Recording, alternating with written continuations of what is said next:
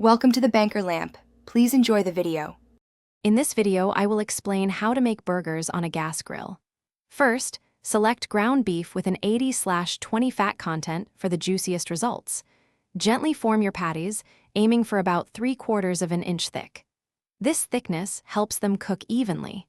Season both sides generously with salt and freshly ground black pepper before grilling. Now, let's get grilling. Preheat your gas grill to a medium-high temperature, around 400 degrees Fahrenheit.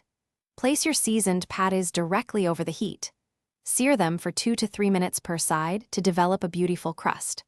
Then, move them to a cooler part of the grill to finish cooking until they reach an internal temperature of 160 degrees Fahrenheit. As your burgers near completion, it's time to prepare the buns and toppings. Lightly toast your burger buns on the grill for about 1 minute until golden. If you like cheese, add slices to your patties during the last minute of cooking so they melt perfectly. Gather your favorite fresh toppings, such as crisp lettuce, ripe tomato, and thinly sliced onion. Once cooked, remove your burgers from the grill and let them rest for 5 minutes.